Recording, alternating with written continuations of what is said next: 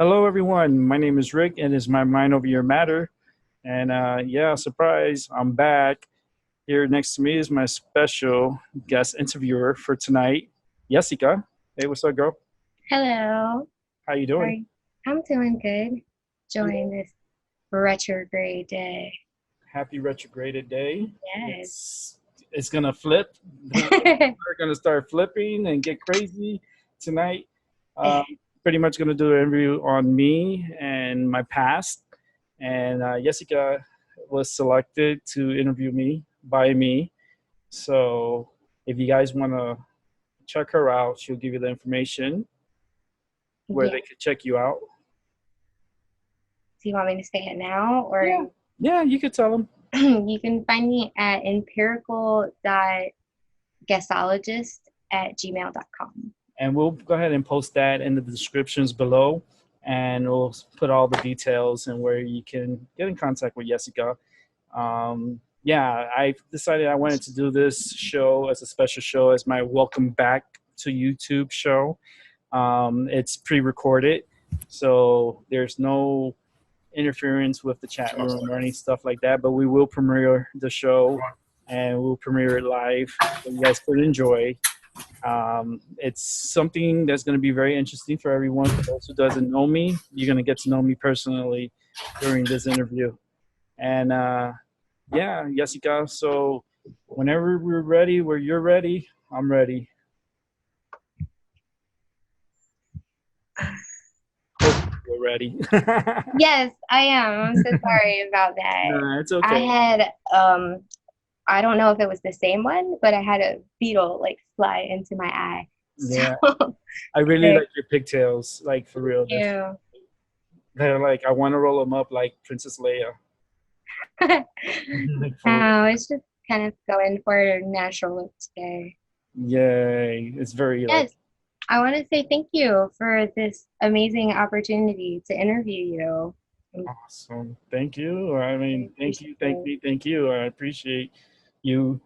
As a good friend, I would consider a Yeah, good person I speak to a lot, and I have full confidence in you and very trust and loyal. And thank I find you. very good qualities in you, and you've been pre-selected to interview me. And Yeah, I'm yeah, so excited about this this. is this is This literally, you're not only like I'm doing a favor for you, but this is, my first interview. So bear yeah, with me. But I'm excited about having this discussion with you. yeah. So I want to start off like right from the beginning, Rick. So, what's your first experience on this plane of existence? My first experience, I was a little kid. I was about 8, maybe 10 months old, and Oh, so I don't know how I fell. I fell, and I during that time I was having a dream, and I don't know if it was a dream or if it was my soul coming into my body, because I was going through like a warp hole with all different colors, and as I was going through the warp hole, I came to this like plane of earth, and I just landed. When I landed face first on the floor, and that's when I first like felt my body and knew about my body and the energy that I felt, and of course the blood that was running down my face. But it was scary. My first, imagine. picking up, it was very scary for me because it hurt. I would imagine so. It's It quite did. I young. still have the scars, like my eyebrow here and my lip. I still have the scars from that initial like, and I always remember it because it was in the nighttime, and when I hit so hard. It was like that floor didn't give. It was concrete. Yeah, they don't usually.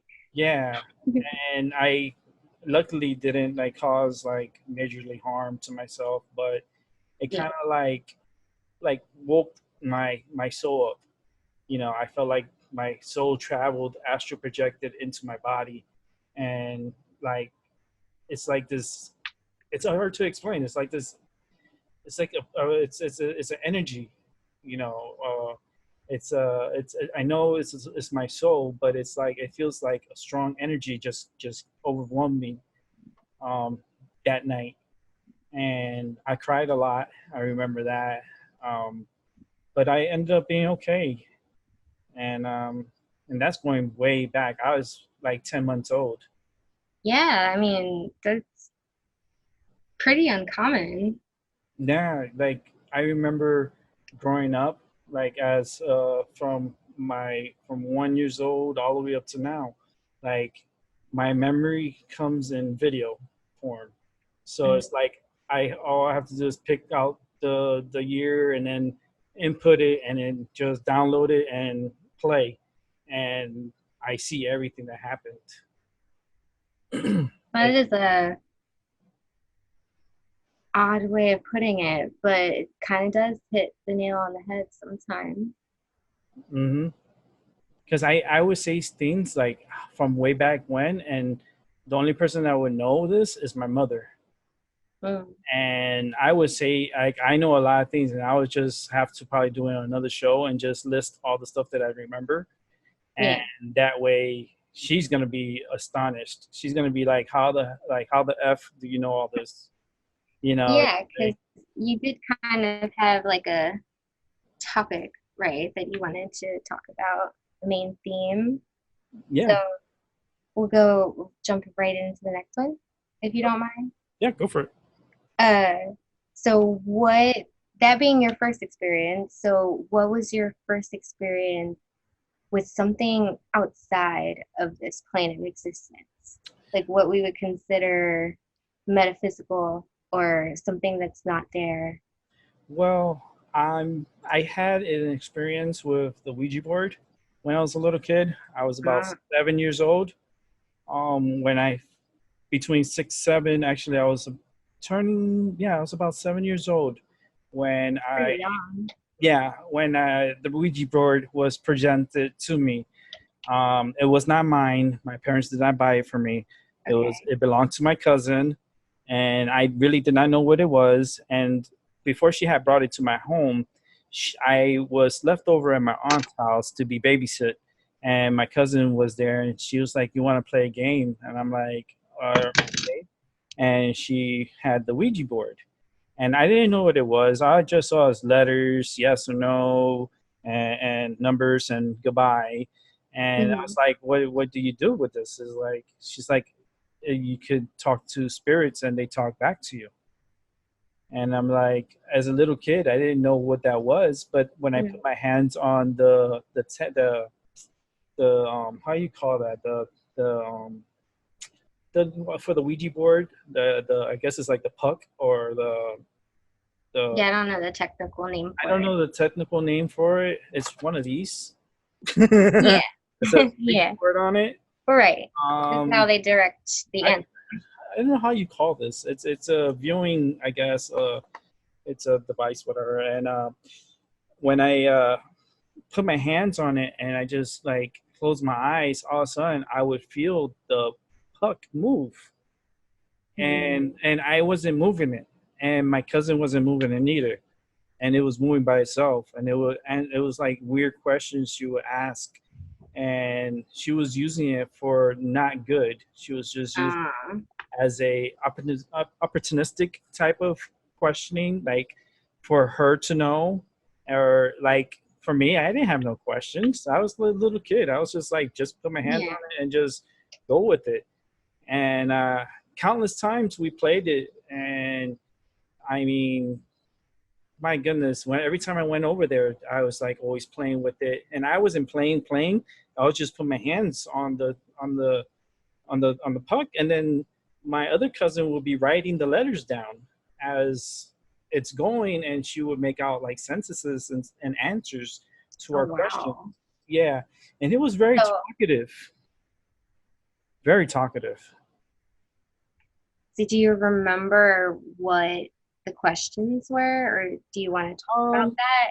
like how many kids she was gonna have, if we're talking to something dark or something evil, are we like how many people or how many spirits are like in our presence at that time of the reading, She would try to find this one person called Tony when we would be playing, and Tony would come out and answer questions. He was very talkative. Mm. Yeah, and there was another one, but he was dark. It was a dark energy, Mm. and we would say goodbye to him. Yeah. So, do you know who this Tony person was? Um, You ever figured that out? I 'Cause never I know figured you were young, so. I never figured out like who was Tony. Like I didn't know who was Tony. I did have a cousin named Tony, and he passed away. He drowned, but he drowned he was about 19 years old when he passed away. That was way after my experience with the Ouija board. Um, yeah, but it so reminds me because now I'm thinking about it. Like Tony, we used to talk to him a lot, Hmm. and he wasn't a bad person. He was a really good person, but there was always a lot of spirits around, and especially around me. And like the Ouija board was a device. Like I didn't know what it was to when I was a kid. They sell it as a board game. Yeah. They at my age at 7 years old or your age at 7, you don't question so much. You just play. Yeah. And yeah, and I had plenty of experiences with that board, and really, really, really tough experience actually. Well, do you want to talk about it? Yeah, definitely. I know what this is for. I guess my one question with all of that is how long did that go on? It went on for Started when you were 7, but it how went long? it went on for months because every time my parents would drop me off at my aunt's house, like my cousin would always pull me, to play with it, Mhm. like to play with the Ouija board, and she was like always trying to do things like very like witchcrafty. Like she would like do the Bloody Mary game, Mhm. and like it's they were really into that like witchcraft, um like devices and stuff, Mhm. and they're always trying to figure out the answers to certain things. um I remember when I was at the same age 7, and I was getting home from school, and I got home from school, and this is in Miami where I lived, and my mom was at home. She started cooking, and I came home, put my bags away, and sat by the table. And when I sat at the table, my aunt was knocking on the door. I was like, "What she's doing here?" Right? So she comes in, and my cousin comes in. Like two of my cousins come, and they bring the Ouija board into the home. My mom didn't know what it was. My cousin set it up on the table, and my mom's like, "What is that?" It's just like, "Oh, it's a board that tells us answers." She tried to explain it to my mother, and I was like, she was busy cooking, Mhm. so like my cousin wanted to start playing, so she told me to put my hands on the puck. And as soon as we started, answering questions and stuff, it wasn't really a, like it didn't feel good. It felt like really weird, and Okay. something pulled my cousin's hands like away from the puck. Like she kind of like backed away and Okay. stuff. But then I left my hand on the board, and when I did that, I felt something come inside of me. Like I felt energy like creep up into me, and I was like, I'm feeling cold. I don't know what's going on here, but I'm like, my arm is like freezing, and my aunt touched my arm. And it was like really cold, so she thought something had gotten into me or whatever. So she threw me on the ground, and she was like, she thought like she had to do like an exorcism and stuff because she was like literally sent my Yeah. cousin to the church to get holy water. She sent my cousin to the church to get Wow. holy water. Down the block was the church. They went running over there to get it. They come back with the holy water and stuff, and they're pouring it on me, and I'm like, I'm okay, but I did feel something come into me. I felt like two entities came into me, and one was an Indian and like an Indian spirit, and another one was just like a not so good spirit, Mm. and like, oh, it's It's a lot. Yeah, it's a lot. It's a lot. And you were 7.5, Yeah, about you said? 7. 7, yep. That's Yep. gotta be an experience, to say the least. It was very eye-opening, I would Mhm. say, because like right after that experience, I went with the holy water and this and that, and I told him like, no, I'm fine. Then my aunt ended up getting a Ouija board and throwing it in the trash, Mhm. and I think it was the worst thing that she could have done because I felt like my apartment got awoken by something, and Mhm. like I remember when it's about a week or so after that had happened. Like I was sleeping, and my sister and I we shared room, and my parents' room was right next to our room, Okay. and we had a burglar try to get into our apartment, but I was sleeping, and something told me to wake up, and when I woke up, he told me to keep my eyes squint and don't move. And I'm like, I couldn't move. I was frozen in place. All of a sudden, I see this like a shadow, like like on the window coming. Like I'm laying side, like on the side here, and I'm looking towards the Okay. window, and there's lights, so you can see like the shadow from the Okay. person. And he That's opened creepy. my window, and he moved the screen, and then he put his hand inside my room, and he was just going like this, looking, and I'm like frozen. I couldn't scream, I couldn't move. The spirit inside me was telling me to stay quiet, like shh, don't move, like don't move. Oh And my I'm God. like, okay. So he ends up going away, and then I'm trying to move, I can't. I'm like paralyzed in fear. And then I try to close my eyes. I close my eyes, and then I hear the spirit inside again telling me, he's back again. And it's like, I was like, what? And then I'm like, I couldn't move, but I squint my eyes and I see the hand come back inside in my room, and he's just looking like aggressively, like trying to like move around. And I was scared that I passed out. Like I passed out, and by the time I got to, my dad woke me up, and I was late to wake up, and he's like, you gotta get ready for school and stuff, and then he went back to the room, and I woke up, and I'm like, I looked at the window, and I was like, I walked over to my parents' room, and I say, Dad, Mom, like there was something in my room. Like, what do you mean? I was like, there was a hand in my room, and it was going like this.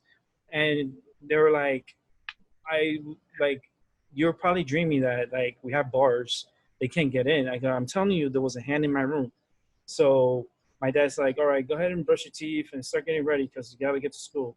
So I go in there, brush my teeth and all. My mom goes into the room. She sits on my bed. My dad sits on my sister's bed. So they're just there, and they're like trying to like put together like what did I saw, like what did I see and stuff. Mhm. So once I was done brushing my teeth, I got out of the bathroom, and as I walked to the bedroom, all of a sudden the hand pops out inside my room, and my dad and my mom is in there. My mom screams to the top of her lungs, and Oh then my my dad comes and almost runs me over, and he runs over to his room to grab his gun, and then he goes outside trying to chase this guy. My mom's like freaking out. She's calling 911, and she called the police and stuff, and they came and found out that this guy burglarized, like, I think it was like 6 or 7 apartments, and that he was trying to burglarize ours, but we didn't have no drawers there. But he would put his hands in and try to feel for stuff and try to grab things, to steal. And yeah, and my mom, man, she screamed to the top of her lungs, like, and my dad's like, God. what the f? And literally, like, I didn't even go to school that day. I was too in shock. Yeah. And the police came. They tried to calm me down. The cops, the paramedics came. It was it was really a big eye opening, that. But the fact that that happened, but also that the spirit that was inside of me, like, was warning me and telling me to stay quiet and not to move, and Yeah. telling me that he's back again. when he said that he's back again, I literally, my heart, like, I feel like my heart froze. And when you had the hand come out like that, and it was just, I couldn't scream. I wish I could have. I couldn't. I couldn't Mhm. move and I couldn't scream. And the good thing it went that way, because Yeah. it was yeah, that was after like a week after like the Ouija board incident.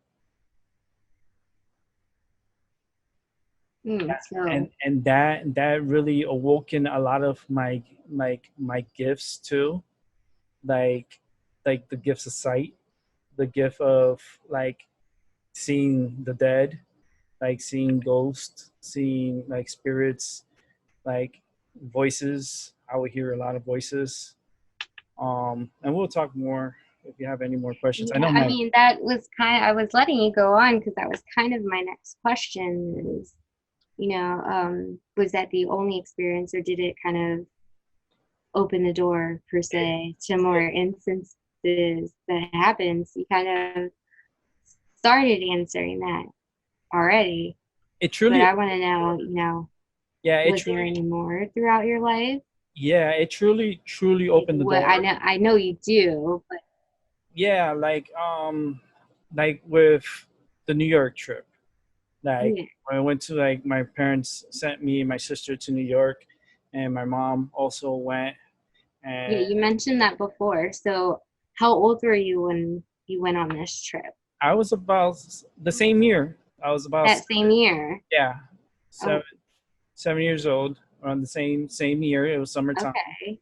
and my parents, we stayed in the Bronx, and I was staying in my aunt's home. I just had gotten there the very first night.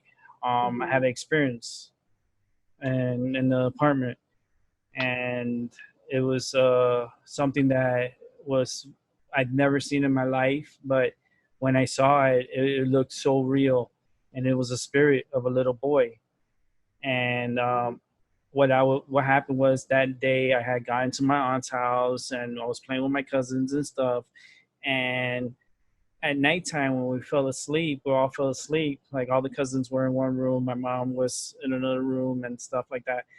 Um, this I heard this sound like trying to wake me up, and then I woke up, and I felt like I had to use the restroom.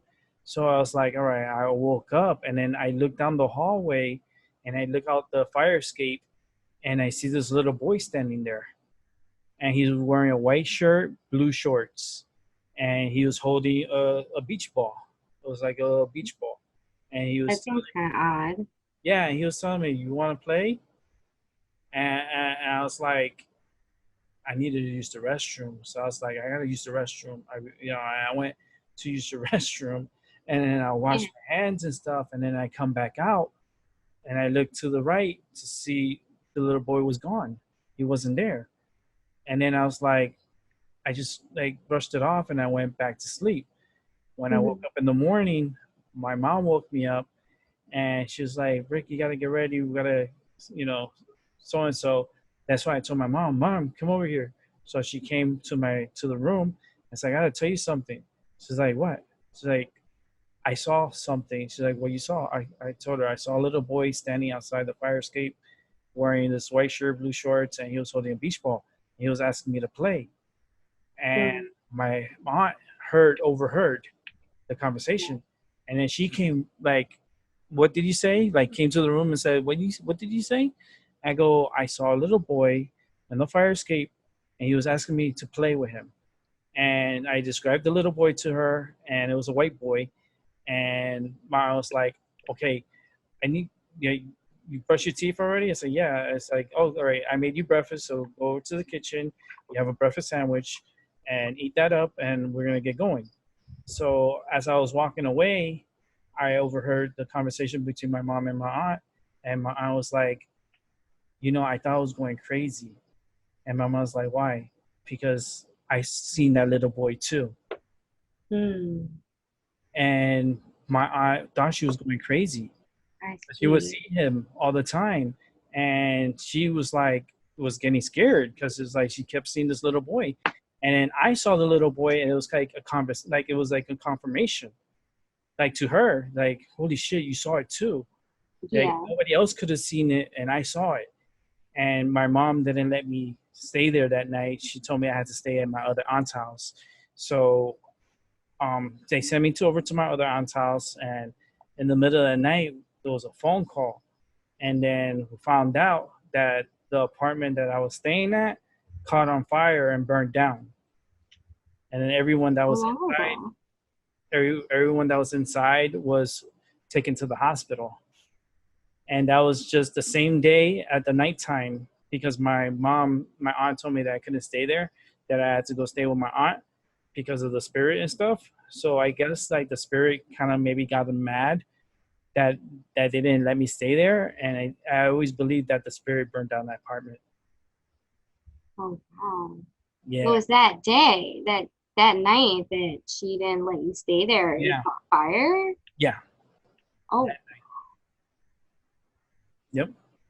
And my sister ended up in the hospital. My mom, like my cousins, like they all ended up in the hospital, and I was safe in my aunt's house, my other aunt's house in the Bronx. well, that's gotta be shocking at Yeah, that age. yeah, yeah. I So how did you feel about that? um, they didn't really want to tell me, but they told me something happened, that there was a fire and stuff. But then I didn't really know like what exactly happened until like later in life. And I was Hmm. like, I put everything together, and it's like it's I know it was the spirit that did it. That little boy was mad because he really wanted to play with me, and he was happy that he was able to communicate with me. And Yeah. like I think he got mad, and he just like burned the apartment down. Hmm. That is really crazy. Yeah. Yep. But I know that stuff does happen. Hmm. So so you were still 7 when that happened. Yeah. So did anything happen after, like with the after years of that? Because I know it's gotta be. Like and like that was the major thing. Like what happened with that in case. Uh-huh. It was very unique. Um, Very. because like everything happened so fast, and I was given like that gift to see these things. I felt, and Hmm. like I saw this boy, and he was asking me to play. Like literally, he's like, "You want to play?" And he was holding the ball. He was like going like that with the ball, and I'm like, "Why is this little boy standing outside this fire escape?" He was standing outside the fire escape looking in. Hmm. No, I never forget that ever. I imagine so. Yep. Even my mom knows about it, and she's like, she hears me talk about it, she freaks out. She's like, So I mean that's gotta kind of change you. oh yeah, it really did.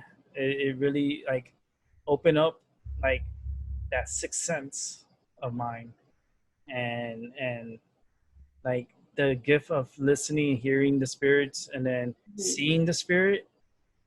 It was something as a 7-year old I really couldn't have understood what it was, but I Yeah. just told my parents what I saw, Yeah. you know?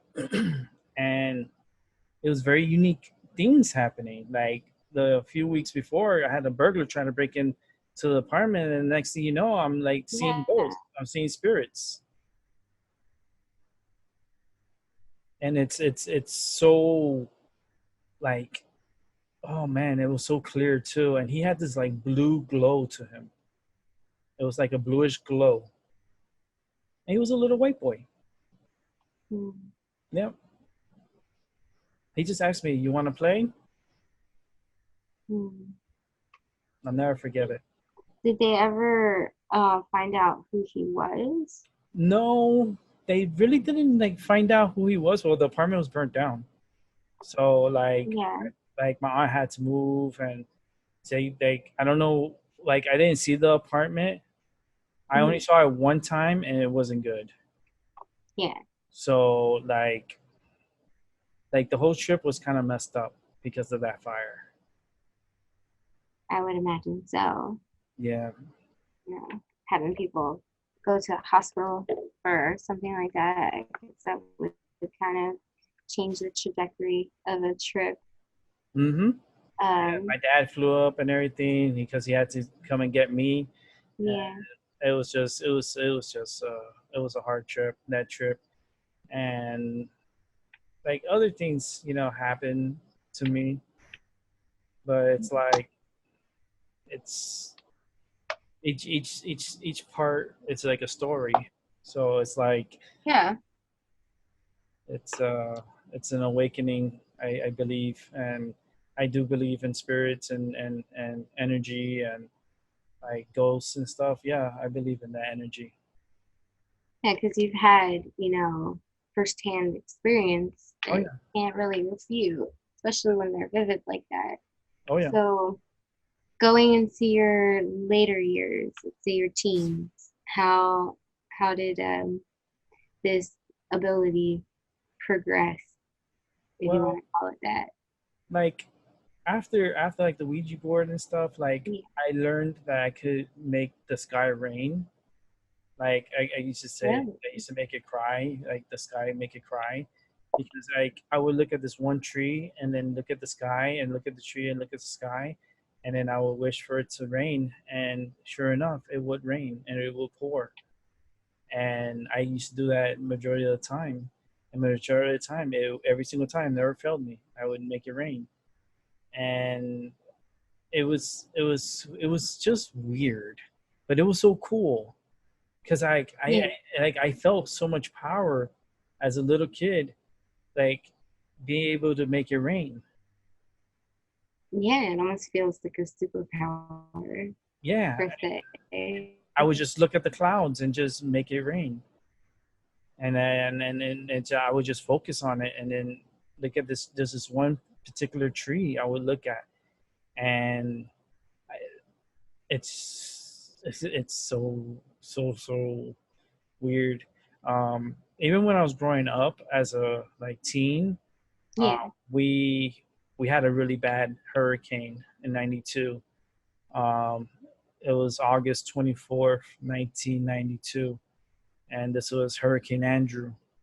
Hurricane Andrew was a Category 5 hurricane that hit South Florida, and our apartment like got really hammered bad. And I You weren't felt, there, were you? yeah, I was a part of that storm, Oh, wow. and I felt like because I was getting into trouble, like when I was in fifth, fourth grade, fifth grade, I was getting to like really bad trouble, and I felt like I had the that negative entity that was pretty much Hmm. in me, like Yeah, controlling. the one from the Ouija board incident. Yeah, because I had two. Yeah, because I had two spirits come into me. I felt like it was an Right. Indian spirit, and then I felt that it was a bad spirit that had got into me, and he would like make me do things that I like you wouldn't ever think of. Like for instance, I would skip school from fifth grade. I would skip school and not show up to Yeah. school, and Yeah, I think so. I would go to either to a park, go to the swimming pool. This is in downtown Miami too. I would Okay. be just a little jit walking around and going to places like this one point like the spirit was telling me to go to South Beach. And I was like, in order to go to South Beach, you have to take the bus to get over there. And I Yeah. wasn't planning on taking the bus to go anywhere like that. But I would travel a lot by foot. And like other kids would follow me, and they're like it was like a whole bunch of kids like not going to school and going to the pool, and it got to a point that I got in trouble. I got caught and I got in trouble, and it wasn't good. But it Yeah. cost a lot of riff. Yeah, it was a lot of riff and a lot of craziness. Trust me, I got my ass whooped. And Yeah, I bet. yeah, and I still had that spirit inside of me until 92, like August 24, 92, when Hurricane Andrew came through. I felt Mm. like that hurricane really kicked out the negative energy that I had inside of me. Like literally, Mm. it got sucked up because I felt like the Indian spirit that was inside of me pushed Right. it out, like pushed that negative out of me. And after that hurricane, and after surviving the hurricane and living months and months without power, and it really changed me. And I always felt like the that negative side was gone. That negative energy was gone. And right after everything, then I started doing really well in school. Like we moved like 3 months after Andrew, and then we ended up getting an apartment in a northern part of Miami-Dade County. It's called Hialeah. And yeah, it oh man, it really changed me. And then I felt more in control of myself. I felt like I was able to do more, and I still had that gift of sight and also the hearing because the Indian spirit was still inside of me. It's very it was something that like you have to like really have to gone through in order to Yeah. I mean, experience what I went through. Yeah, it's like a roller coaster ride. that's Yeah, emotion. yeah. I mean, you're essentially saying like you had another spirit attached to you since Yes. your early years Hmm. there. So that's gotta do something to you. Yeah, it was a negative one. It was a negative spirit, and then I had a positive spirit, a good spirit, and I So felt like it was like my guardian angel. yeah. Do you feel like he's still with you? Yes, Okay. yes, he speaks to me. That's how I say I'm the middleman. I am because there's something else talking to me and Yeah. telling me things, and then I relay it. That's why I'm a psychic medium. Like medium is like that's me. Like my Mm. empath and medium work. That's what I do, and I have I like a little random question. Um, do you really feel as though it's a separate entity, or would you say that it's maybe an aspect of yourself that was awakened? it was a second entity.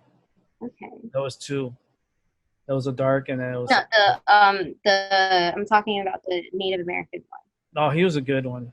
He was a good Well, spirit. what I'm saying is, do you feel like it was like something separate from you, or would you say it was maybe an aspect of you that was, I guess, ignited or awakened Probably a little during that both. experience? Probably a bit of both. Okay. Both, because like that And was he's still with you and yeah. helping you along. Yeah, I know he's really like I just hear like messages, and like he's the one that's the he like relays the messages to me, and then I just like when I help people, when I do readings and I do my medium work, he like that's Yeah. how I get answers and relay the type of stuff Yeah. that I So get. he's like your helping hand on the other side. Yep, yep. Well, that's gotta be a good friend to have, I guess. Yeah, I mean he's still with me, and I know he's there. He always watches over me. He knows I go through a lot of Um, stuff, so yeah. so in talking to him, have you ever, asked him who he is? I Or just know he's a Native American. okay, He's an Indian. I don't know his name. He never specified his name to me. okay, that's what I was getting at. If he gave Yeah, you, he never specified a name, or but I've seen where he's from and how he lived and the amount of children he where had. is that? I'm Yeah, curious. This yeah. again. He was a Seminole. He was a Seminole Indian. Okay. He had a wife. He had 3 kids. He was pretty much like he died of a stomach problem. And it's funny because I've been having stomach problems myself, and he Yeah, died from stomach problems. that is kind of crazy. Hmm. So I know you talked about, these spirits that you were in contact with and that they kind of help you in your medium work, I guess you can say. Hmm. Is there any other like metaphysical experiences that you've had Uh, growing up?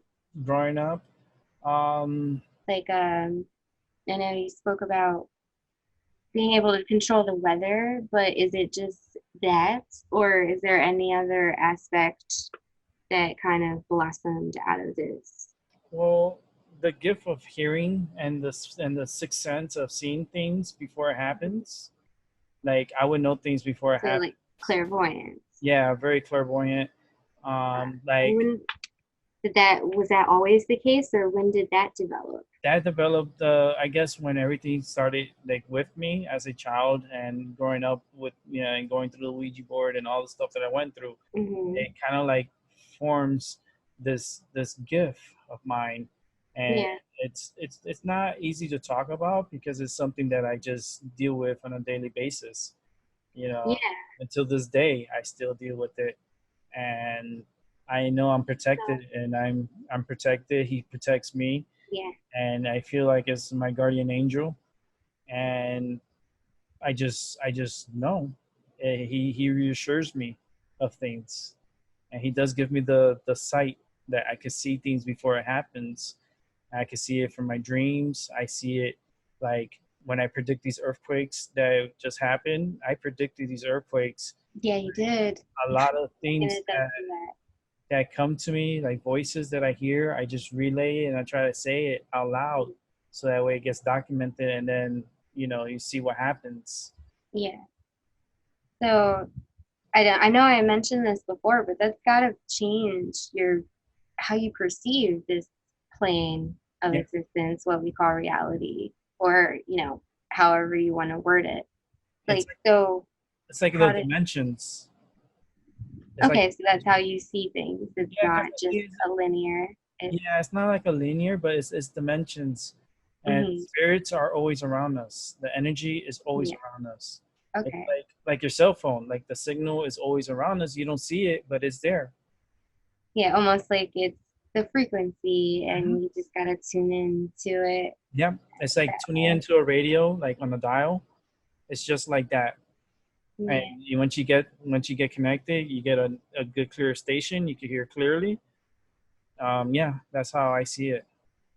Now, I know I don't know your full medical history, but I do know some things since as long as I've known you and the things you've shared with me.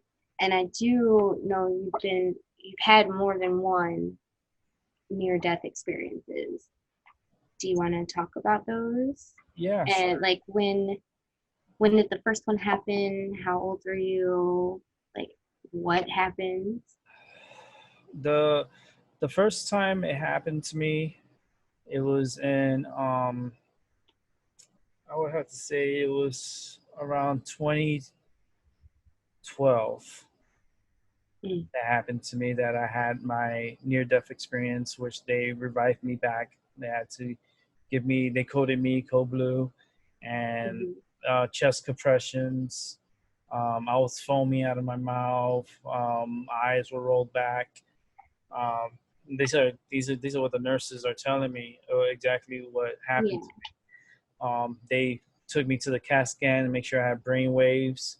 Mhm. They were just hitting me chest compressions, and they shot me with an epidural, and they were able to boost my heart back.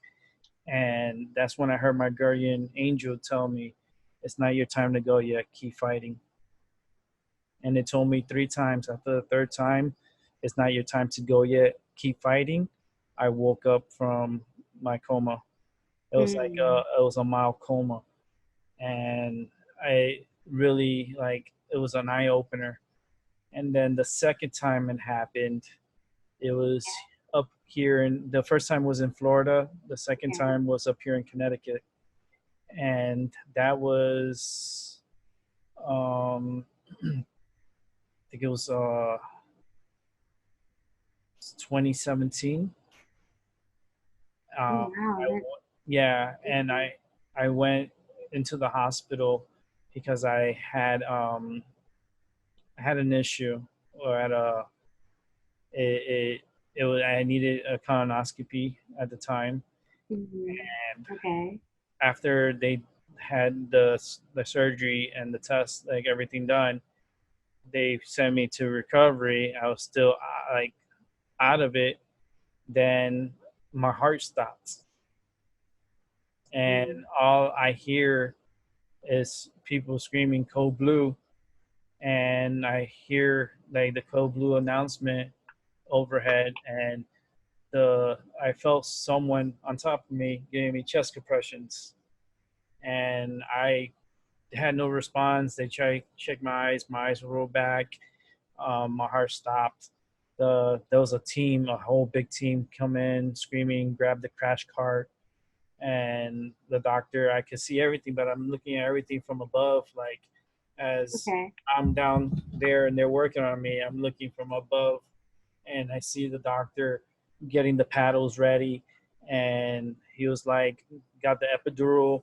They shot me with the epidural in my right hand, and then once they shot me the epidural, they shocked me, and then they Mm. continued chest compressions, and then the doctor was charging up the paddles again, and he told me, he said to the crew, um, after the chest compressions, we're gonna hit him real quick with the epidural, and then I'm gonna shock him, okay? And then I need for you to jump on him as fast as you can and chest compressions, and see if we get him back. And he did Yeah. exactly that. And what happened was, like, when he hit me with a second epidural, and then like they shocked me, I felt the life come into my arm, like my right hand. I felt Okay. it from my hands all the way up my arms into my body. And then I took like a little gasp of air, and I didn't like I had no, I couldn't say anything, nothing. They would give me chest compression. All of a sudden I hear the Mm. doctor scream like, "Stop, stop, stop, back away," and everybody quiet. And then they looked at the screen, and they showed I had a heartbeat. I had a, my heart was going. And Yeah. as soon as my heart was back, they put me in a coma. They medically induced me. Oh. Yeah, and How long were you in a coma for? I don't really didn't go and find out exactly, because I try to, because my PTSD is really bad. So if I Yeah. was to find out, Understandable. I try to, like, I have my medical records. It's like this big, Oh, but wow. yeah, Much like that. it's literally that big. And it like, even my parents flew up because they thought I was dying. I Mhm. was in the I was in ICU, and they checked for my brain waves 3 times. I think it was like yeah, 3 times they checked for my brain waves to make sure I had brain waves to see, I was still alive. And it was, it was like I was like 50-50. I don't know if I was going to come back or not. And then it was really weird because I was in the upside down, and that was something. That's another story. But Living upside down. well, because when I was being revived and stuff, and I was seeing everything from above, Uh-huh. like, I saw everything. And then once they intubated me, like, I came back from up in the corner into my body. While I was back in the body, I Hmm.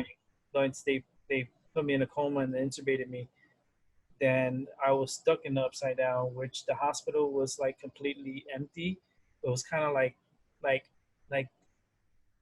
like abandoned, and like I would see everything, and I would hear these droning, like not growling, but like type of sounds like that.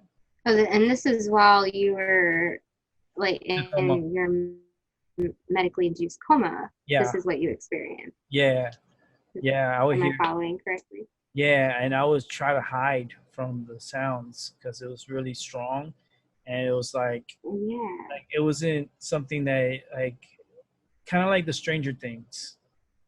I've Uh, never watched it. it's, Sorry. yeah, it's something you have to watch and to know. It was kind of like that. Uh, So was it like did it seem organic or more I guess technical? it was a little bit of Like both, a because almost like a technology kind yeah, because I couldn't control it, and then it was mostly like, like it was the upside down. Everything was like I could see things floating, like these like it was kind of like lint and stuff, like floating around, Uh-huh. and the sounds were really aggressive, like growling, groaning sounds. And I had no, like I was trying to hide somewhere, like not hide, but go throughout the hospital, but there was no people. It was just like a Gotta be greenish, eerie. kind of like a greenish color, like not like green like where you're at right now, but it was like a really light white greenish color all around. And Okay. I couldn't, like there was nobody to get in contact with. Everything, there was leaves all over the floor, like it was abandoned, like the place was like abandoned. And then Mm. when I came out of my coma, I kind of surprised the doctors because I wasn't supposed to wake up from my coma, and I woke up from my coma. And it was, yeah, it was something, it was a really big experience that I went through with that. Yeah, that seems like a lot. Yeah, I can't even imagine. it was scary. It was scary because I Yeah. didn't understand it. And then they were asking me who's the president of the United States at that time, and I was like, And this was when they like you got up before they, yeah. woke When you I up. woke up and like they came rushing into my room, and I wasn't supposed to wake up, and I'm up, and they're like, I'm trying to rip stuff out of off of me. They're like, no, no, no, no, no, and they're asking me who's the president of the United States, and I'm like, I didn't know. At first, I know I mentioned John F. Kennedy, and they were like, well, he's darker. Then I started thinking about Abraham Lincoln, but I was like, no, that's too far back. And he was like, no, he's black, and I was like, black. Then I started thinking about, like, I was thinking about Clinton, Bill Clinton, and Uh-huh. I started like going through the presidents, and then I was like, finally, they Obama came in my head, and I was like, oh, him. So it took you a while to kind of get back to our timeline. Yeah, Yeah, that's pretty creepy. yeah, it was trippy. It was real trippy. I was so confused. Like they asked me where I was at. I didn't really know where I was at. Like my parents were there, like at the hospital. Hmm. Like my family was in the hospital. I don't even like have like shit. Like 90% of them, I don't even know who they are, but they were there. Like, and Yeah. I kind of took offense to it too, because I ended up busting out a fight inside my room because I was like, I don't know who the hell all these people are, but they need to get out of my room. I don't know these people. Like Yeah. to me, you guys are strangers, and you guys need to get out. And I got to the point that a fight actually broke out in my room. Wow. Yep, chairs were Strong man. flying and everything. Yep, Jerry Springer told Ah, me that. that's a lie. I think that's a good time. Good time for break And time. I just woke up from my coma too, and they moved me from ICU to CCU, which is a critical care unit. Yeah, because especially if, it's that bad around you, right when you're still, coming to. Yeah, I was out of it, and then they just like I started fighting. They said that I threw a chair and stuff, and chairs were flying, and it's like I didn't know what the fuck was going on. Sorry about the F word, but I didn't know what was going on. I was just literally woke up from my coma, and I'm like fighting everybody, and I was just really aggressive because I don't know these people. If these people Yeah, were to be helping me from before, then I would be like more receptive. But I don't know these people, yeah. and they're like they care. I'm like, you don't care. You're opportunistic people. Mm, I no, that does not work for me. And I literally, yeah, I had a fight in my room. True story. my mom and my stepdad was there, so, and my sister, and they're the ones that really like I just gotta fight with everybody. I just was like wanted to fight everybody. yeah, well, from what you were saying, like you weren't even completely, up to speed where we were. You weren't like you didn't have a strong And I still, grounding in this timeline. yeah, and I still don't haven't got any answers from that time. Like how everything happened. Like I still don't know. and that's why I really don't talk to my family, because they just fake that like that way, you know. Mm, And I can't trust what they say, because shit, if they would have been more there for me, then I would understand more. But I don't know these people at all. yeah. I think this is good break time, Okay. kind of, because I know that's a lot, and I know you have, it's a lot of trauma, and I know you do have PTSD. So I want to, and I kind of need to refill my drink too. Yeah. So I think this is a good spot to kind of take a minute, All and right. So maybe like we'll stop 5 minutes. this. We'll stop this for now, and then Yeah, we'll continue a part two in a few minutes. Actually, I'm gonna stop the recording because we're doing this recording. I'm gonna go ahead and I'm gonna pause it, and then we're gonna continue it. sounds good. All right. Get in a few. And we're back. It's My Mind Over Your Matter, part two. Here we're a special interviewer, Jessica. Hey. So we're going to give it to Jessica and let her ask her questions. Okay, so is there any other experiences you want to share?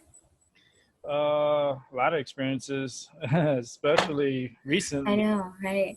Well, I remember when I was young, talking about I was talking about Bloody Mary and stuff and the Ouija board, but also the light as a feather, stiff as a board.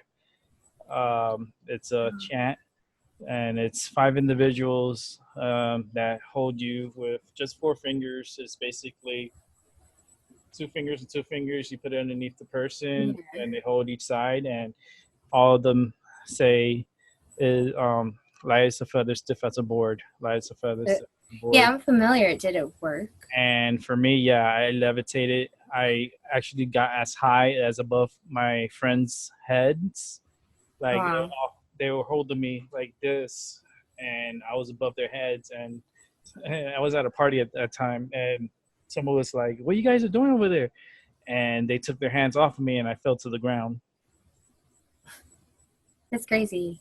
Yeah, It actually did work. yeah, I was the only one that levitated. I was the only one that was capable of being levitated, Hmm. and it gave me more like confirmation. Like, all right, I am a special individual. Yeah. And I'm pretty sure if anyone could do it now, they can still do it on me, and I still will levitate. And hey, maybe in the future I'll have a group of people and we could try it, and I'm sure I can levitate. I'm just gonna have to warn them, don't drop me because I got a broken neck. Yeah. I want to end up even more pain. Yeah. We don't want that. No. No. That is But interesting. very interesting, especially like recently here, like in my home. Like there is a spirit here in my home. There are spirits everywhere, but the spirits, they like to come through because I live in an apartment, so there's a lot of spirits trapped in this apartment. Okay. And I have a few that come by.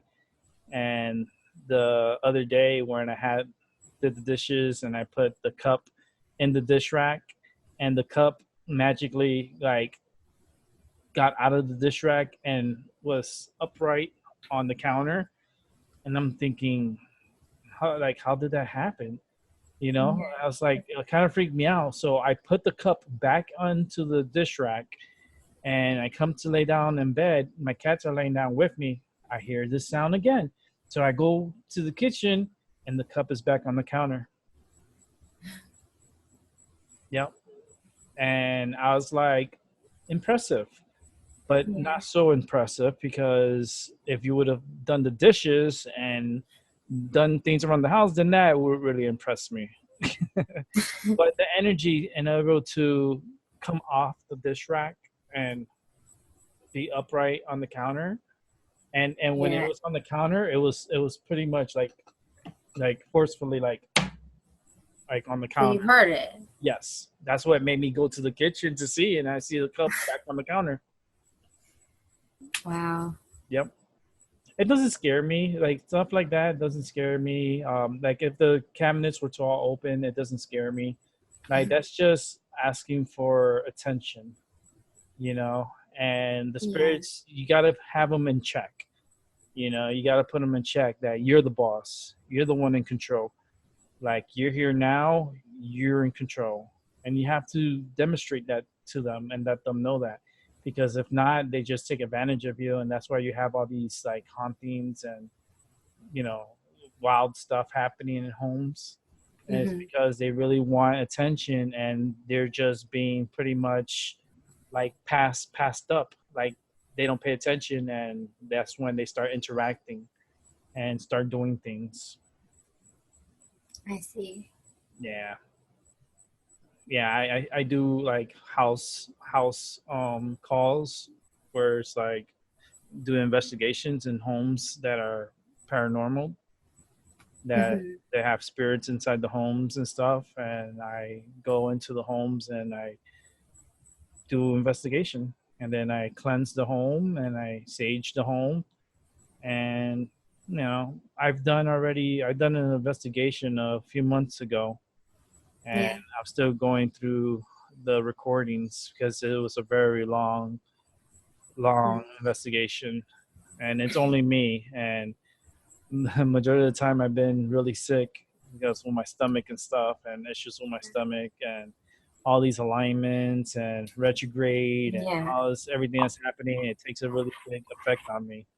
Yeah. It takes effects on everyone. Yeah, everyone pickle gets sickled, Mm.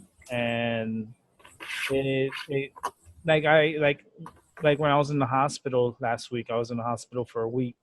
That I told you about my predictions, and I told the nurse about she was asking me what like, and this was during the eclipse, and she was asking Yeah. me I like, 'cause remember. I told her because I'm a psychic medium, and she's like, no way. It's like, yeah. She's like, can you tell me anything? And I go, yeah, I'll tell you something. I'll tell you that there's going to be a major car accident where there's going to be people getting hurt, and there's going to be a big earthquake, and there's going to be multiple earthquakes. And she was like kind of like give me like that look. She was like so interested in what I was saying, and she's like, well, if something happens, I'm really going to think about you. And guess what? It happened. Everything that I mentioned happened, Yeah. and it was just it's so real. It's Scary. so it like it kind of like puts me in a awe, like wow Yeah. moment. But then I'm like, these are visions that I see. I just see them, and I could see like people drowning. Like I see people drowning. Like it's not a little bit of people; it's a lot of people. Mm. But yeah, I feel bad for those in California. You guys will make it through. Yeah. It's not over. It's gonna get even more wilder than it is right now. So brace yourself out there, California. It's gonna be a tough year, and Yes. they people get contemplated and they forget that California is a earthquake country. That's earthquake country, and when it shakes, it shakes, and you will feel it. And for those in LA, you guys got to be careful out there. I mean, you guys have been comfortable for way too long, and it's time. Time's up. So I hope you have your to go bag ready, emergency supplies ready. Make sure you have flashlight. Make sure you have canned food, non-perishable foods. Because if more earthquakes hit, that's like power is just gonna go out. Hospitals are gonna be swamped. It's throwing you back into a third world country pretty much. So just be prepared, you guys out there, and for those in the mid states, like as far as like Oklahoma, Kansas, Texas, brace yourself. There's going to be more tornadoes coming, and it's going to be very, very active. Hurricane season, I do see a few storms hitting the United States, um, especially the Panhandle. So just got to brace yourself for that too, Panhandle. Hurricane supplies, make sure non-perishables and all that good stuff. This year is a year of challenge, and it's going to be a year that people are going to be challenged on their survival skills. And yeah, I can see a lot more people perishing.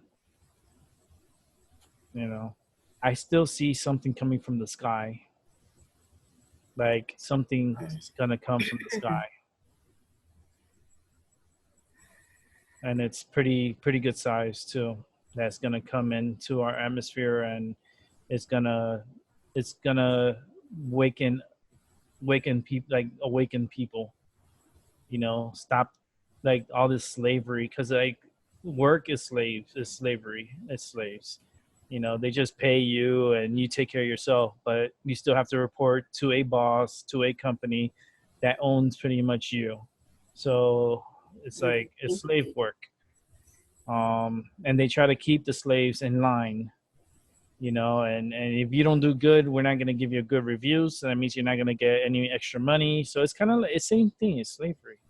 You got to be a good slave in order to get paid. And I do see something big happening in the Middle East. It's going to be something big, and it's going to be between Israel and Iran. And I think Iran is pushing everyone's buttons, and I feel like there's going to be something happening. And it's not going to be little. It's going to be like a full-on airstrikes.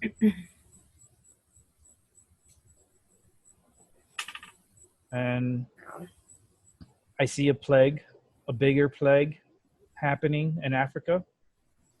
I see like the West Nile, like the mosquitoes and stuff. That's gonna be very big again this year. Um,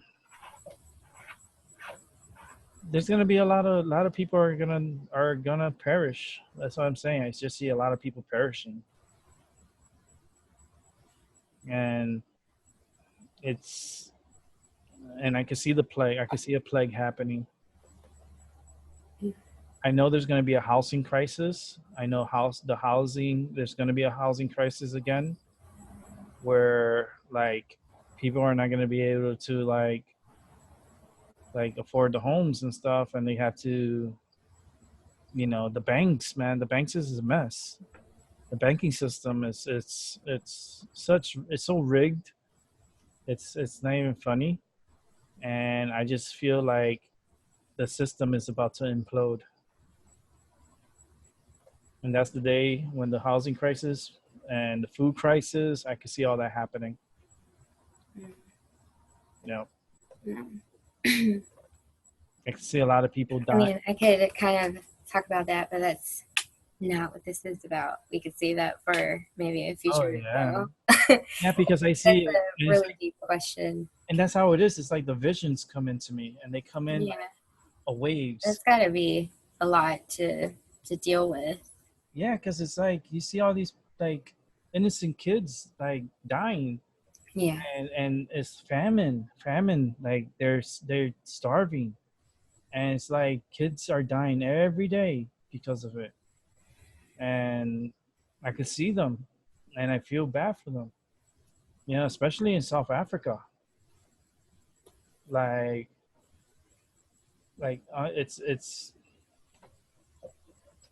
if the world doesn't step up, we're gonna strike out, and we're just like fleas on this planet. We're like fleas on a dog, and the dog is the planet. You know, it's like we're just the fleas on here. But yeah, let's go ahead and get back to the interview. let's. Sorry, those are a couple of like Yeah, predictions that it was in my head. I just had to get it out. I know how it is. You don't need to explain that. Yeah. It's okay. But I guess I can do this question. Like, how do you cope with living this unconventional lifestyle, let's say, of seeing these things and having to deal with that? I've learned that I can use my gifts to help others Mm-hmm. through my show and through personal talking to people, not on the show. And it does change a lot of people's perception of like the world and how their world is and how vulnerable we all are. Yeah. My gifts, they're so enhanced, and it's kind of like on steroids. And it's like, for me, like it just every day, even when I'm sleeping, I am seeing things in the future. I'm seeing things that, like, I'm in an out of body experience. Like, it's me, but I'm in another person during my sleep. And it teaches me a lot of things that's going to be happening. Like when I say I see something coming from the sky, I do see something coming from the sky. And I see a lot of people like don't know how to swim, drowning, like a Mm. tsunami, like a wave, like a big wave, and like Yeah. this dream I had was like, it was kind of like a metro area where it had buildings and stuff, and there was a big wave of water, and people were coming up to me asking me for help, and all I would tell them is, I hope you know how to swim. That's what I said. And the wave will come, and you just gotta know how to float. And Yeah. There's it's That's yeah, a big one. it's not, We've it's talked about this a lot. yeah. So yeah, it's really heavy. Mm-hmm. And I guess that it would kind of influence your relationships, wouldn't it? Yeah, it kind of like, cause like relationship wise, it's like I And I like mean on any level, yeah, on any level, even friendship, it's like, Yeah. it's kind of like you profile everyone. It's like I'm able to profile people just by looking at them. I could tell if they're good or bad, what they're up to, if they're sneaky or they're hiding information.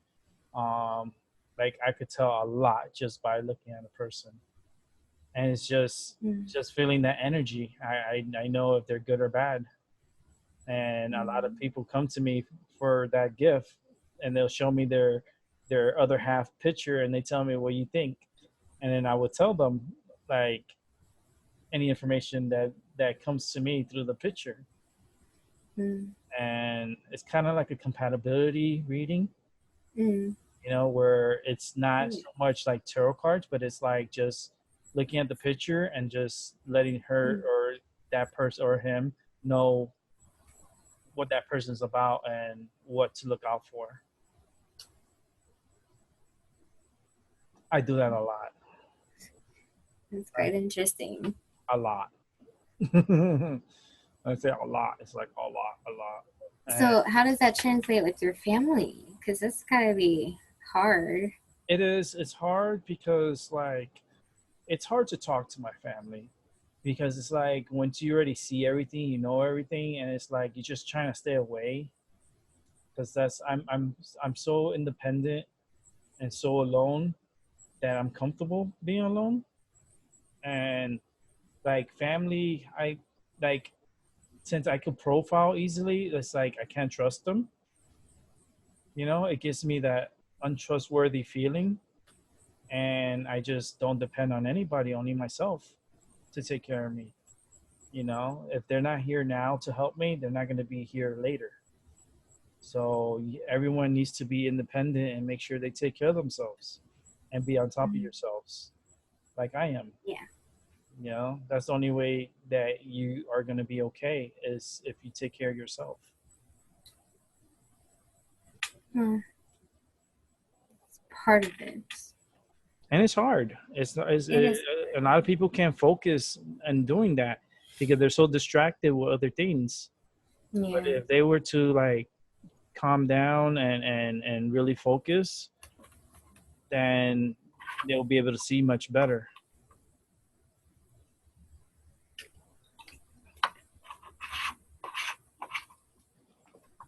Yeah. Mm. So what now? What now? I need to working towards the future. I'm trying to get through the year. I'm trying to reach 40. That was my goal, to Yeah. reach 40, and bringing back the show. Of course, the show's coming back. Everyone, live shows. I think I'll start live shows in September. I think pre-recorded shows like I'm doing now, we'll probably do maybe once a week or so, or once or twice a week. Do an upload and upload and premiere a show so people could be entertained. And I'll line up a few people and do their readings and just have a chat, and put it on YouTube when once we're done, with permission, of course. Everything I do is with permission. Recording behind people's back is illegal and not right. Always ask permission. And yeah, and other than that, I'm looking forward to this year. I taking this time to focus on myself and try to repair myself, even though I keep breaking down, but I'm still kicking and going. Yeah. And looking to enjoying the rest of the summer. And I want to be back live in the fall time. Like I'm looking towards September to come back live, and live in a light schedule. I'm not gonna do live like crazy hours like I used to. Okay. Yeah. I'm gonna do Crazy maybe, hours. yeah, like a few hours, maybe a 2 hour show daily, 2 hour Mhm. show, and that's more than enough. And yeah, unless I get entertained and then I leave it at overtime, but I don't want to push it too much, Yeah. and I want people to be able to digest at least an hour, 2 hours of a program show where I'm helping others, and if they need help, they can always reach out to me. You guys know my email. It's kindcool21@gmail.com. And you can reach me also if you leave a comment under the video. Like those comments, I will get them directly to me, and I could respond back. If anyone needs a reading or needs, to communicate with any of their past alive, like loved ones, they could always come my way and I could help them out. It's a nice thing you do, Rick. Yeah, it's something that I like doing. I love helping people. Um, and as much as it takes a lot out of me, I really enjoy doing what I do. And It that's what it's all about, right? yeah, it brings me tranquility. It brings me to, like, because I don't speak to my family like I should, or because suffering from PTSD also really enhances a lot of my gifts, and everything I like remember comes back to me in flashbacks. It comes to me like a video, and you just hit play, and it's just my mind, and it's that's how I see things. Lot. I see it like a video. It is a lot. Yeah, it's a lot. It's a lot because it's like a library of videos, and it's like you got to go in there and pick out what you want to talk about, or anything that's in the past. Like I have to go in there and look for it, and sometimes it just comes to me, and sometimes I have to go digging for it. And the ones that I just don't want anymore, I just burn them. Like I burn them inside my head. Like I don't want to deal with that. Mm. And I have some memories in there that needs to be burned that doesn't want to burn because they're tragic memories. And those are memories that hurt me the most, especially when I talk about rape. You know that that really hurts me because I was raped when I was young, and it's something that it's hard to talk about, but it needs to be Yeah. talked about. Yeah, it's crazy. I Yeah. was raped by It's my a step heavy grandfather. topic. My step grandfather. Yeah, it was not good. it wasn't good, and it really scarred me for the rest of my life. I still suffer till this day.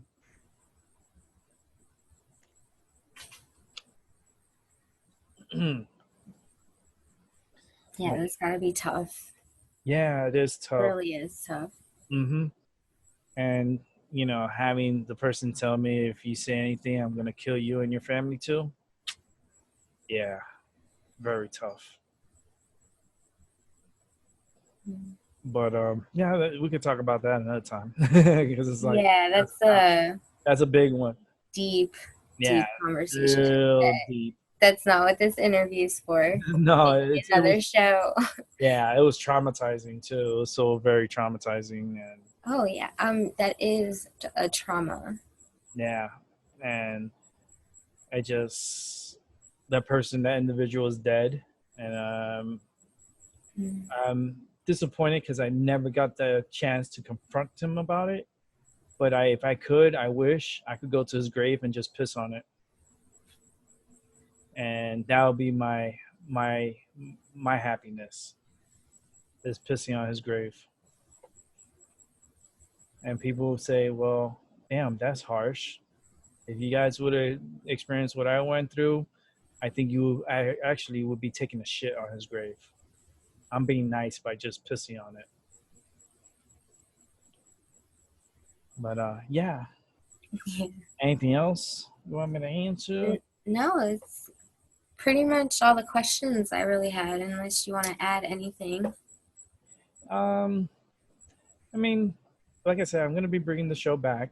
I am looking forward to bringing it back and having the individuals come back, and bringing the Mm. show back means a lot to me as far as like Yeah. achievement.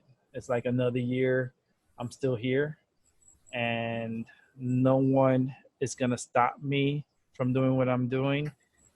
They may pause me, but they're not gonna stop me. You may think you have won, and in reality, you ain't won shit. And I'm gonna be back, and I'm gonna shine, and I'm gonna help as many people as I can. And yeah, I'm looking towards a September return, and hopefully I'll have a special guest maybe come through and sit down on the couch. I was like, Jessica, you gotta come through. We're gonna have a smoke out party. It's it's like a Oh smoke my out. goodness. Gonna have a smoke out party because I am a 420 friendly individual. I believe in marijuana. I do not like cigarettes, but I if you could smoke marijuana every day, I highly suggest it. Um, for me, I've taken a break from marijuana because I don't need to smoke it like that every day. But it's good to take little breaks and then have a joint, because it really gets into your system and you feel the difference. And it's a good feeling, and it makes me feel good. And I need to get back into that state of mind again. Hopefully, like I said, when I bring the show back, it'll be more of a good experience for individuals that do get their readings from me and get their medium impact work done for me. Um, yeah, I'm really looking forward to it because I can see so many people that actually need my help and really missed out because of, I'm you sure know, they're out there. yeah, they're gonna come, and I want to build my numbers up.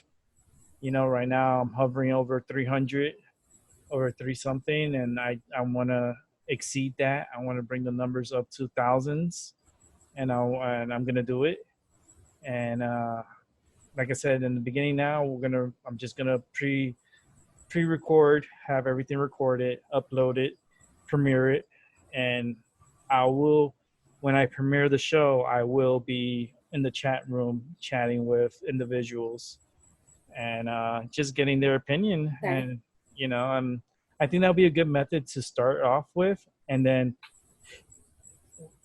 start the live shows, kind of like American Idol. You know what I mean?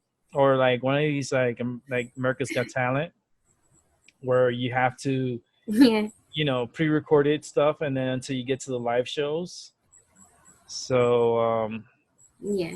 yeah, I'm looking forward to the live shows, and it's gonna be something really cool. You know, I keep hearing that cricket in the background, and it's like he's Yeah. looking for a mate, because that's a mating Mhm. call. That's what they do.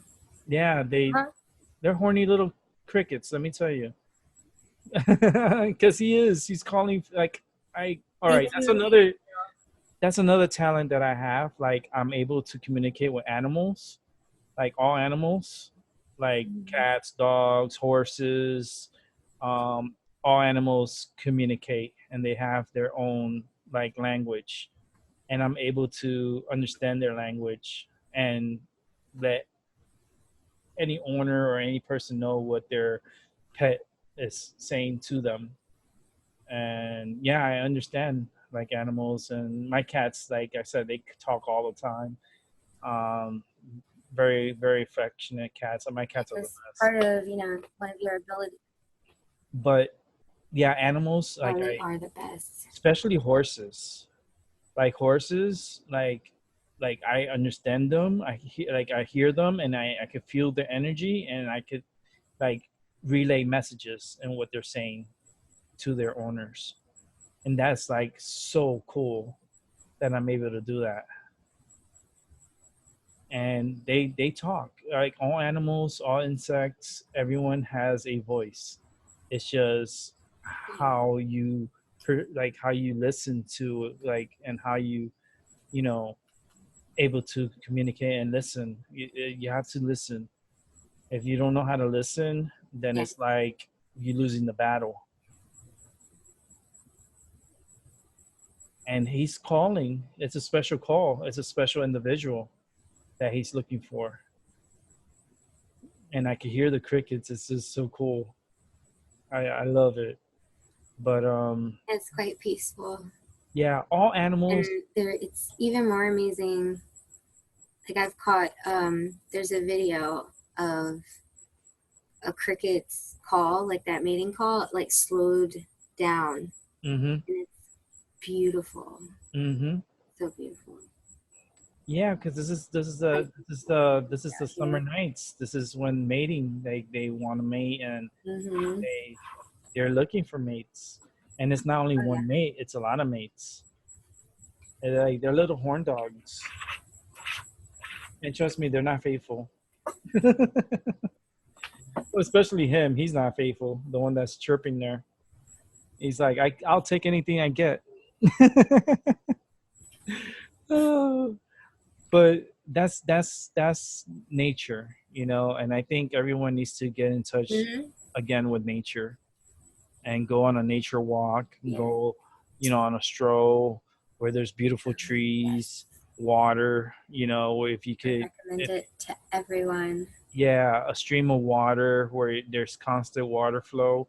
I mean, it's so powerful and so strong, and you need to get back in touch with nature. Everyone should get back in touch with nature. That's what keeps I us alive. agree.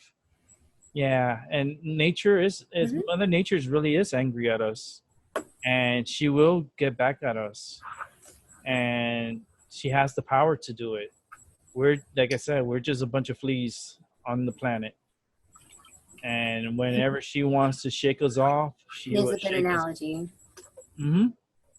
She will shake us off, and she will kill. She's beautiful, but she can be malicious. It's kind of like the praying mantis. You know, that's how Mother Nature is. It's like it'll tear your head off. You know, and all her mates, she ends up Yeah. eating them. And I compare it to Mother Nature because Mother Nature, she's nice to a point, but then she'll come back and kill you if she has to. She would, and she's not gonna be apologetic about it. She's gonna be like, "I told you so." You do me good, you scratch my back, I'll scratch yours. But if you're gonna, stab me in the back, well, I'm gonna stab you in the heart. you know and it hurts. But that's our fault for abusing her, and we take everything that we do for granted, and not knowing that our lives are very like limited. We're not here forever. We're very limited time, and we could go at any time.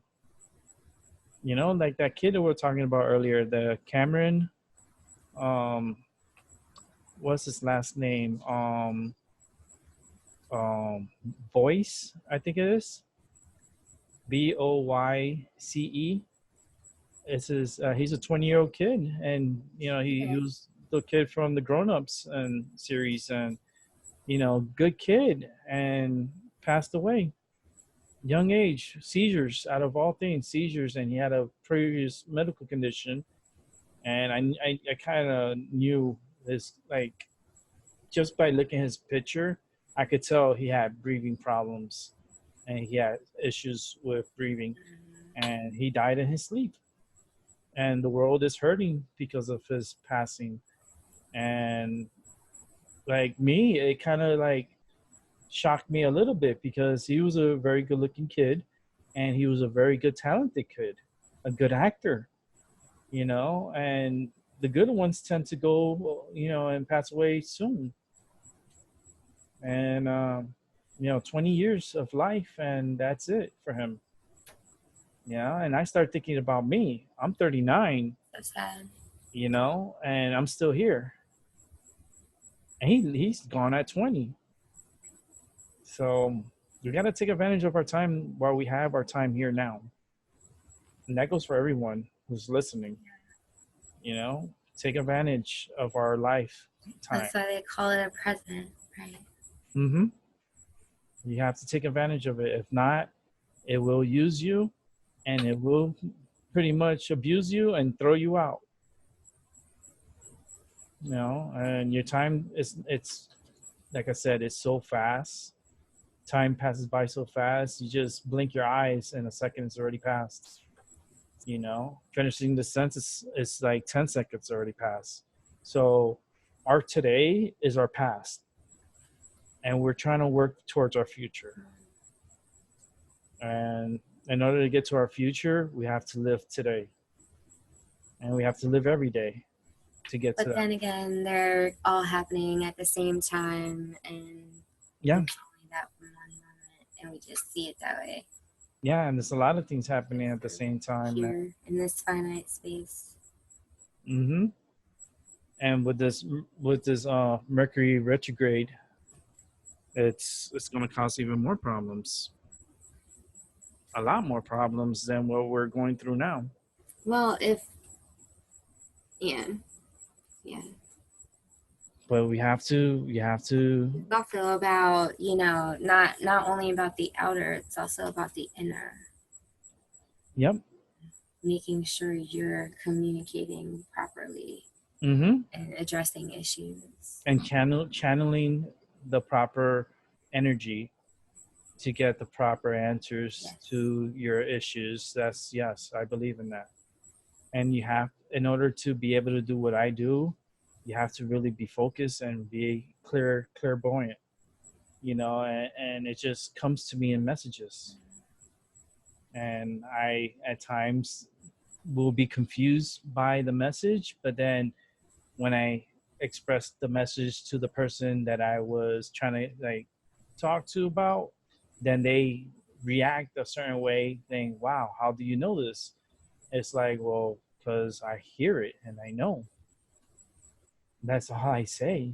It's like, how can I prove it? I mean, I only could talk about it because it's what comes into my mind, and my mind is my matter.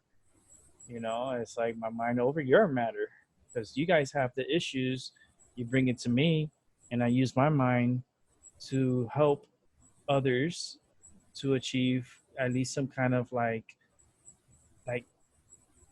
kind of like a it's kind of like a security blanket, and trying to protect you. And messages that come through, it's all type of messages, because it's not only like messages, but it's like messages from beyond that I get. It's beyond this plane of existence. Yeah, and it's like Yeah. they tell me, well, like to explain it, it's like it's the only way I can explain it is as a third party because I feel like I'm just the middleman. Mm. I'm just the monkey in the middle. And I get those messages coming my way and I just relay it, and that's how I help people, with my medium work. It's just passing it from where I hear it and just repeat what I hear and let that person know.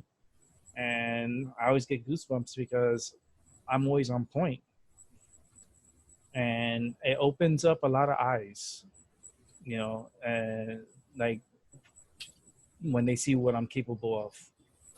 Like they're like, we don't want to shock you, Rick, like today. And they're like, I don't want to shock you, but like everything you're telling me is like on point. And I'm like, all right. So for me, it's more of a confirmation than it is anything else. It's like when I get that confirmation, it's like, all right, I'm connected. Like the line is connected. Those synchronicities, Mm-hmm. Mm-hmm. It's right? like, yeah, it's like connecting the line, and it's like once you connect it, it's like this information is kind of like a super highway of information, and it just comes to me like flying at me, Mm. and it's like how, you know, like to break it down, it's like that cricket talking, you know, it's just like that, and it's like you guys don't understand what he's saying, but I do, and he's lonely. And that's what it is. It's like a lonely call.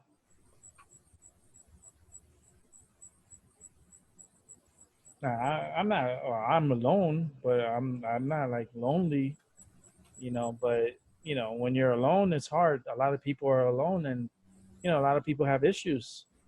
Like I have my own issues, with my health and stuff like that, and a lot of people have more serious issues, psychologically. But can you resolve it? Yes. Can you have help? Yes. And we should be there for one another Mm. and help each other out when it's needed. And that's what I like to do. I like helping people, I hear you. as much as I can. I'm not that type of I'm not an opportunistic person. I like to use my gifts to help others. I like others to help me. I If they agree. donate to me, if they donate to me and stuff like that, that helps me. So that makes me more happier, and it makes me be able to, pay for my bills and pay for my stuff. And, you scratch my back, I scratch yours. You help me, I help you. It's a mutual thing, and some people are not like that. It's all one-sided. It's like, oh, give me the money, this, and I'll tell you whatever, and that's it. Like, no. It's like once you have me as a psychic, I'm kind of like your psychic for life, because I'm going to know everything about you, and you're going to know everything about me. And whenever you need me, I'm always going to be there for you. And that's how I am. I'm not going to be like, oh, yeah, I'm going to be there for you. But if you pay me this amount of money, I'm like, that's not help. That's helping yourself. Yeah. Like, no. Like me, I'm an open door, and like when I want to help people, I just like they'll come looking for me. And trust me, I have people that I help Mm. daily still. Even though I'm not live every day, but I am still helping people every day. Mm. You know, but yeah, Yeah, it seems like it becomes a everyday thing yeah. after a while, doesn't it? Every day I try to do my readings on Sundays, like for individuals that get in contact with me because I still have my Zoom, and I'm still able to talk through Zoom. And if anybody wants to add me on their Zoom, all you got to do is download zoom.us, download the free portion of Zoom, and then add my email address, kindcool21@gmail.com. And that's it. And once you add me as a contact, then I could accept you. And once I accept you, then you're that closer to me to helping you. And then once we get in communications, then we take it from there. All readings and all conversations are private. When it's private time, it's private time. Private time is not recorded without your permission. It's not recorded, or any of that. It's not recorded without your permission.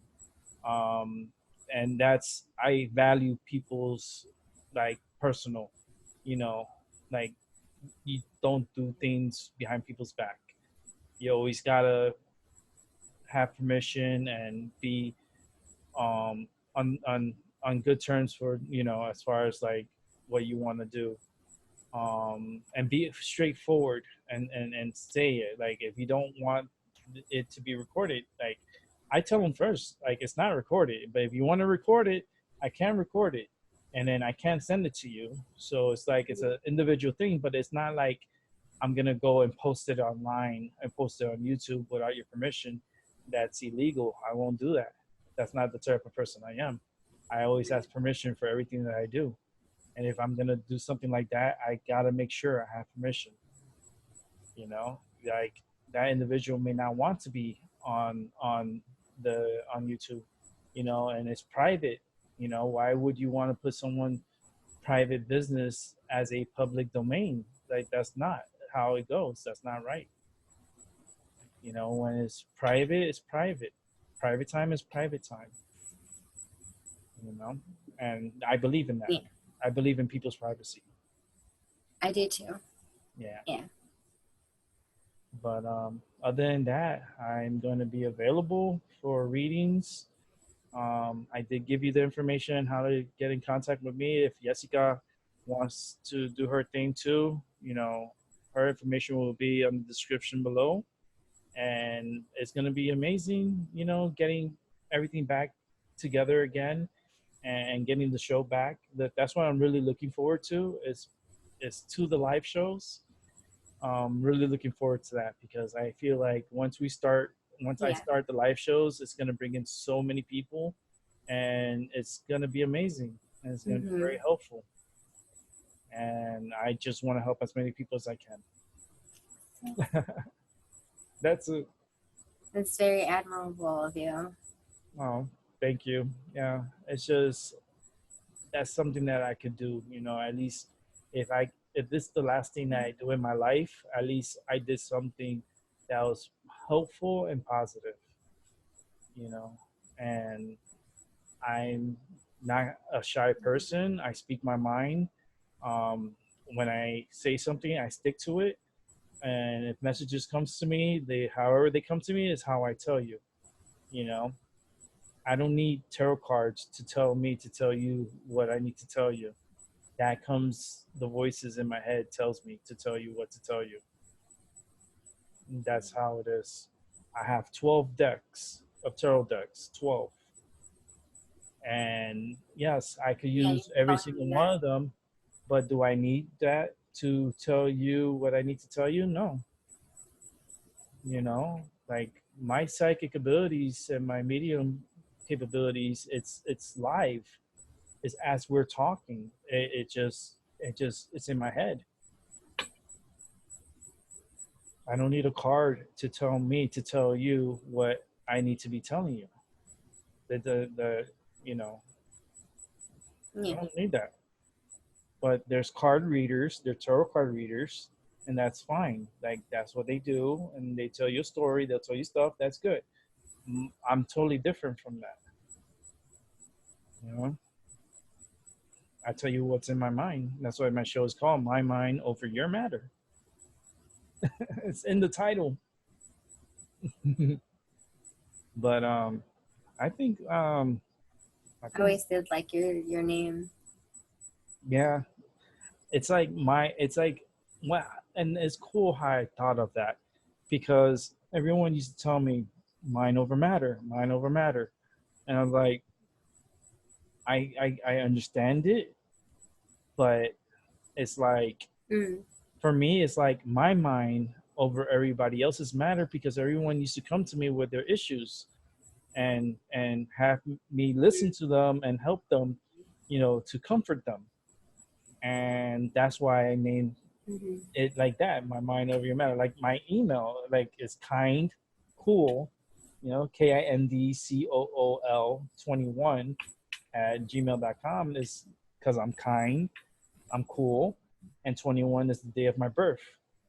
I am a master number 22. I was born January 21st, and I am a master number 22. And it's a rare one because I'm in the beginning of the year. And I'm the first 22. I'm not a 22 of a February, March. No, I'm the first month of the year. So I'm kind of like in the lead of all the other 22s. Don't mean that all the other ones are not special, because they are special in their own ways. But I see myself in a higher plateau because I have to put myself up there. I have to put myself up there so people could come and let me help them. You know, and I'm looking forward to helping a lot more people. Like I could see thousands of people in the future that I could help. And my goal right now, my my goal in life right now is to make it to 40. And I got this coming year, right? which no, it's next year. Yeah, in January. It's about 6 months away, 5 to 6 months away. And yeah, and I celebrate decades. I don't celebrate yearly birthdays. I celebrate a decade is a achievement. Every 10 years, it's like it's kind of like a badge, badge of honor. And I'm really looking forward to my birthday because I have big plans for my birthday, and I'm gonna share it with everyone. It's gonna be so cool. But yeah, I guess if you don't have any more questions, then I think it was good. I think we covered a lot. I mean, there was a lot more we can talk about, of course, but I don't know how much time you have. I'm starting to get a little tired. Oh yeah, no, we have time in the future to get everything that we need to get across. And like I said, I'm here every day. I'm available every day. Um, like I don't mind when people, you know, come and ask me for help and to get information or need help with information or clarity and stuff and what's going on in their lives. I don't mind listening. I kind of see myself as a therapist, because I'm like the middleman person in between, like, relationships, because I deal with relationships. I deal with individuals or you know needs, but majority I do like dealing with relationships and try to get a clear, like a clear crossing as far as like where the energy is and how is it going. And if it's not good, I let you know it's not good. If it's toxic, I'm like, dump and run. If it's not going well, it's not going to get any better. Stop, drop, and go. I'm like, I'm out of there. But I've been getting a lot of relationship um, um, issues, and trying to help people with their relationships, or help with some are individual that are looking for relationships, and then some are relationships that are looking to figure out where they're at and how they can improve themselves. I've been getting a lot of that. um, but I like to do the compatibility, like readings, where I can make sure if you guys want to get together and stuff, that I can do a compatible reading and let you know if you guys are going to work or not. That's interesting. Mm-hmm. Yep. And that's simple. All I need is a picture. That's it. That's all it takes. It takes a picture and a conversation, and I'll know. And that it works that fast. And the thing is that by their picture, I could tell a lot, because the picture, like it says, if pictures could talk, they'll be screaming at me. Well, what if those Native Americans that said they take a little piece of your soul? Mm-hmm. Mm-hmm. And that's that spirit I have in me. It's like that Mm. Indian spirit that is just like silence speaks so much. Well, in a sense, the picture does because it captures like a moment. Mm-hmm. The moment where you're at that time, and just I just it's a gift that I have that I could just like tell you automatically what this person's about, what this individual is looking for, and all that good stuff. Any questions, I could get it like that quick, Mm. and it's fun. One heck of an ability. Yeah, yeah, and I've done it on my show before, and I still do it to this day. Individual, private time, I still do it. Um, and trust me, I had like people ask me, "Oh, what do you think about this person?" And they'll give me like three different pictures, and then I'll tell them, which one that I feel that would suit best. And I never fail on my readings in that sense of picking out the right person for the individual. I just did one just was it 2 days ago, and the person was very happy because the person that I picked out was the one that she really cared about.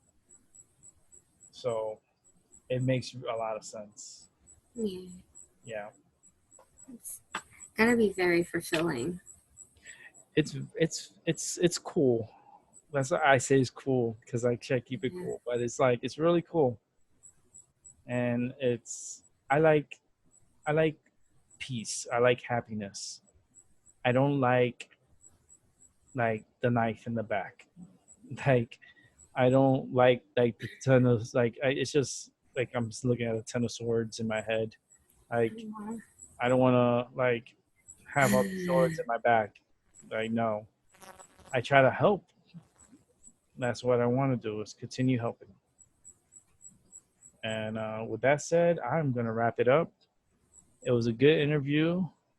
Thank you, Jessica, for an awesome. How many Thank hours? you for this opportunity. I Yeah. don't even know. I mean, honestly, if you're counting recording, it's probably a couple of hours, but we've been trying all day. So Oh yeah, it's we've been an been all-day adventure, and yeah it's been an awesome ride. And I thank you so much for this experience yeah it's cool. and I for can't wait. sharing. We're gonna do it I know again. it takes a lot. We Yeah, definitely I do. know we got tons of other topics that Oh you wanted to talk yeah. about. So Oh yeah. This is just the part beginning. two soon. Yeah, there's gonna be another because there's other things I want to talk about too, and like I'm gonna have other individuals that are gonna be with me and talking about certain things. Like I want to talk about Yeah. PTSD. I want to talk about psychedelics, like Mhm. marijuana. I want to talk about um, all different types of like ADHD, ADD. Um, like I want to get into the medical breakdown on these, especially PTSD. PTSD is such a like ooh, it's Yeah. very cruel. But I definitely want to have someone Mhm. on with me and going through every single one of these issues. And yeah, I'm definitely the future is going to be bright. And I'm not talking about the thing that I see falling from the sky because I just see something coming from the sky, and it's bright too. All But right. with that Okay. said, it's my mind over your matter. It's it's done. We're done. The interview's over. Woof, we made it. Yeah. All right, Yes, Jessica. it's been great. We'll catch you again. Thanks for Thank you for having me the and have a good interview. night. And have a good night. And I will definitely. Yeah, we'll discuss when and plan it all out. Oh yeah, we'll have everything planned out for the next Good. episode. Okay. It's gonna be really cool, really fun, and serious because this interview was more about me and breaking me down, and we're gonna have other shows that are gonna break me down Yeah. even more, and that'll be cool. And Mhm. Jessica was selected personally by me to interview me, so I have to throw her a million thanks for that. And thank you so much for that. Yeah, I had to get someone And I'll have independent. this up on my channel as well.